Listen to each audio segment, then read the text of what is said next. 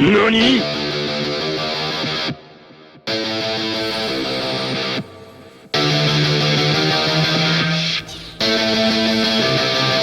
Round 1. Fight!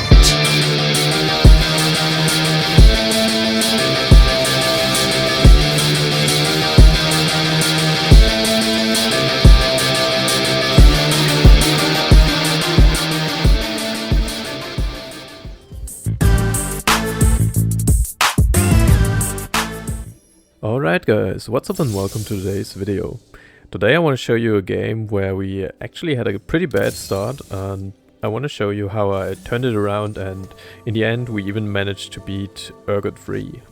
So the first augment was kind of a simple choice, I think. The knife's edge is really good because your frontline units can always use more damage, and a lot of meta comps use frontline carries, and especially because I got the two bows and the glove, I want to make a Last Whisper and the Runans, so I'm probably gonna play YONE or Urgot, and they can both be positioned in the first or second row. Second row is better, but you also get the buff there.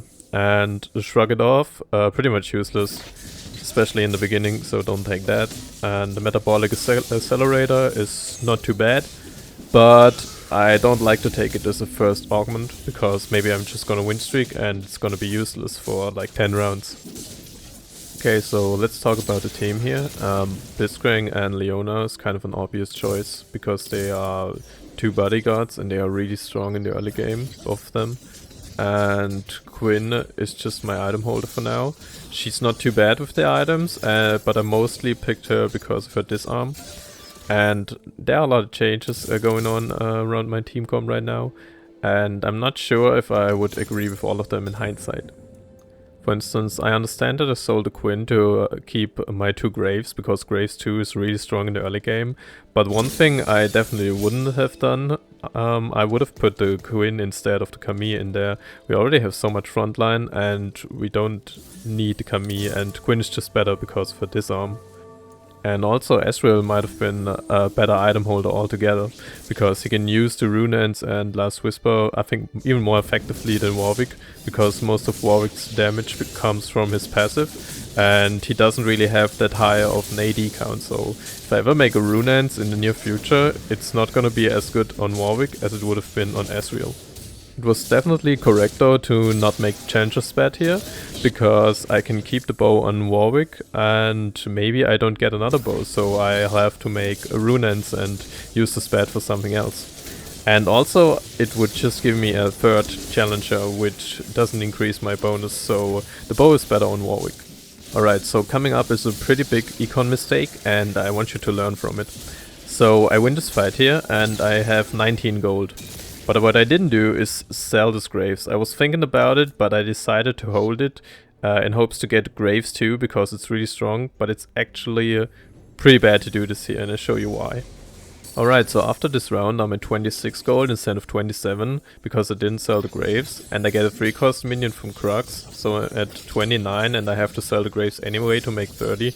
But now I'm at 39 instead of 40, which means this Graves cost me 2 gold in like 3 rounds alone, and it's gonna cost me even more gold because I'm not at 40, and that's just a really good example of how making small econ mistakes can snowball really hard.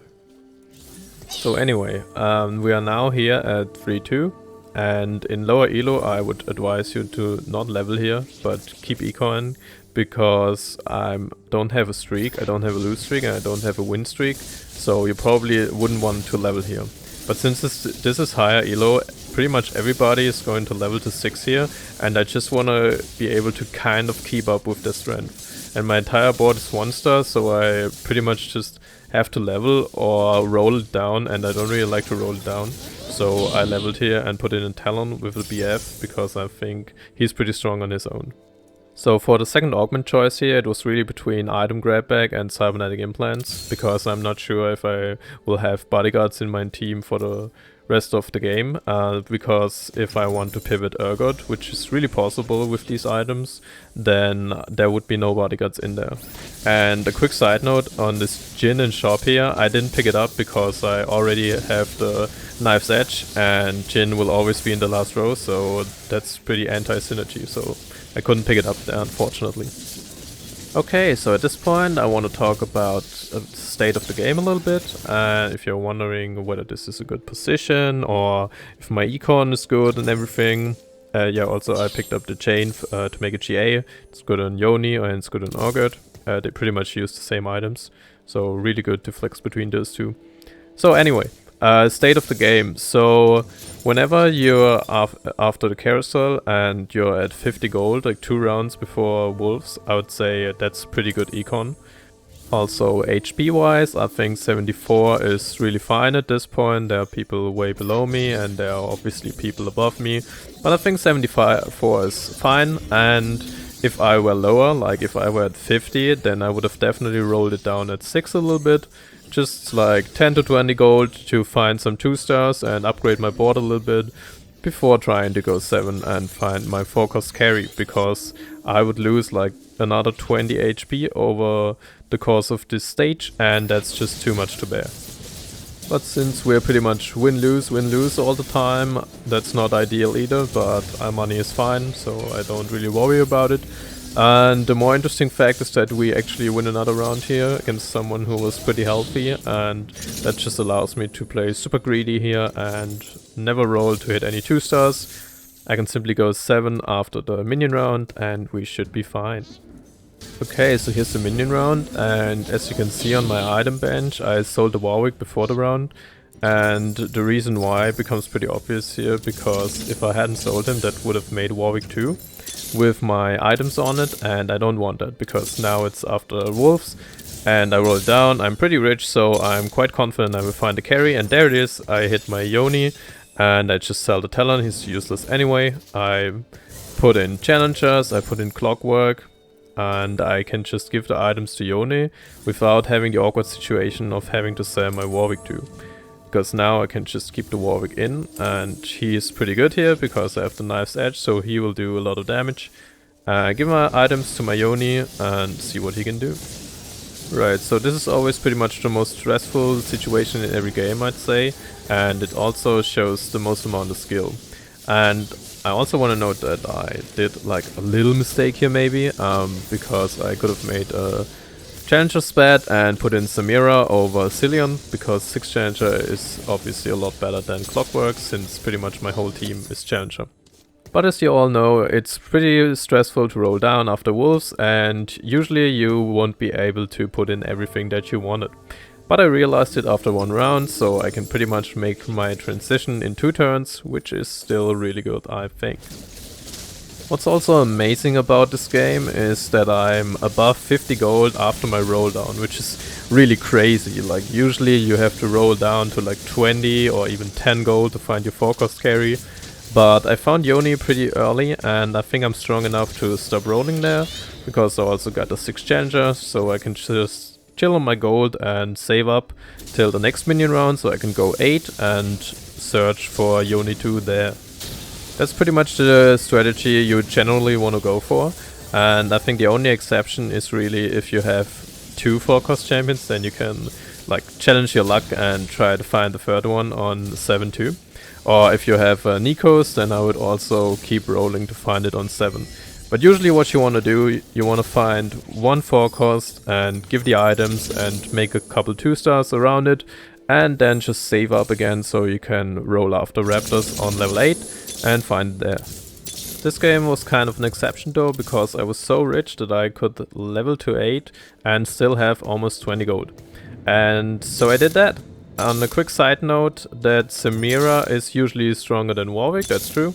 But in this case I put the Warwick in because of the Knife's Edge, so he will benefit from that, whereas Samira in the last row wouldn't. So now we're level 8, and I think pretty much nobody else is level 8. So I have a pretty good feeling. We are at 6 Challenger, and we have the Clockwork 2 here with our augments that gives us a buff there. And yeah, so we should be good to go until the minion round. This Urgot fight here pretty close. Urgot really strong too with the GA, but we managed to win. A couple units left, and also another good thing, if you can level earlier, is that your opponents will take more damage from you, so you can make the game quicker, and some people will just bleed out if they play against you all the time. So the third augment was kind of an easy choice again, I think, and it was really only cybernetic implant that's possible. I think it's too late for Sunfire board, although it could have been good because we don't have anti-heal yet, so maybe there was some consideration there, but other than that, Stand United is pretty bad in the YONE comp, because you usually don't have a lot of synergies. Like, this is the max synergies that I'm gonna have. And I think I'm even gonna drop the bodyguard later because you also usually want to play Yumi over Leona, which gives you even less synergies. I mean, you get the Cuddly, so it kind of doesn't matter, but really you're gonna have like 3 to 4 synergies with Yoni, so Stand United is pretty bad. And I already have a cybernetic implant, so there's a little bit of synergy there. Speaking of which, I get these 3 terrible items here from the minion round. So what I do is I put 1 component on each unit, just so they can all have the cybernetic implant buff, because I don't think that Stoneblade or a Bramble West really matters here. So yeah, it's better to give everybody the buff, and I roll down here in desperate search of a Yoni 2, but I don't get one, so we have to hope that the rest of our team will manage.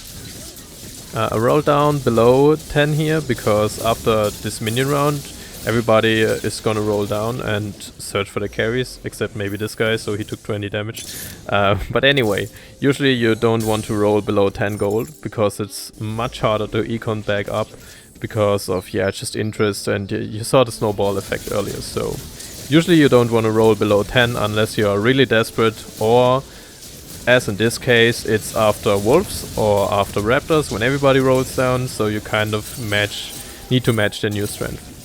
And one thing I definitely learned from this game compared to other Yoni games is that I think it's really important that you have some augment or just something around Yoni that gives him AD, because if you build the best in slot items, which I did this game, you don't really build any damage on him. I mean, GA is not really that much damage, and so he has a lot of attack speed. And if you can combine that with augments that give him damage, I think that makes him a lot stronger than I had in the other game, where I had 8 challenger but no damage augments. So this Yoni here was definitely a lot more broken. The Fiora 2 with the IE also helps, obviously. So this guy has the Urgot 2 with the GA, kinda scary. But I don't know, there's just no match for him. This Yoni comp is just going crazy. I don't know what to say. I'm pretty confident that it's because of the AD augments that we took. Otherwise Yoni doesn't destroy Urgot that much. So I think that's pretty important. So let's talk about strategy for the rest of the game here. We're pretty healthy, we're 51, we're on a big ass win streak.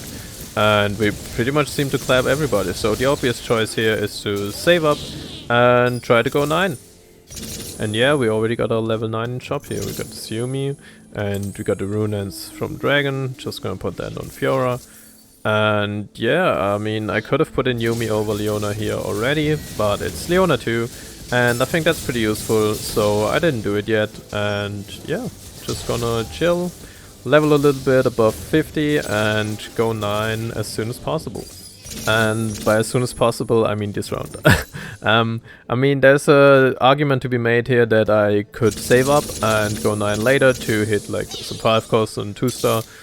But my thought was that I want to go 9 as soon as possible, because I'm on a 9-game win streak and I want to just end this game. I don't want to give the other players an opportunity to hit something to overpower me. So I go 9 to become stronger and maybe destroy them even harder, so they take more damage and I can end the game before anybody becomes too strong for me. So yeah, this Urgot player here, I think he has 5 Urgots, so I'm not sure if I skipped that many Urgots when I could have held them, but I definitely should hold Urgots now, but I'm not sure if I'm gonna see it. But yeah, this guy here, he is got no chance. I'm 9, I'm too strong for him, so he takes 20 damage and actually fucking dies. So that's pretty good for us. And I did eventually scout out his board, and I held the Tam Kench, so he can't hit Tam 2. But I didn't also hold Urgots, and he has 2 Nikos, so he's gonna make Urgot 3. So this last fight, or hopefully last fight, is gonna be pretty exciting. So anyway, that's it for today, and if you enjoyed this video, please like and subscribe, because most of you aren't subscribed, and if you enjoyed this or found it useful in any way, please consider doing so. And other than that, I wish you a nice day, and I see you guys next time.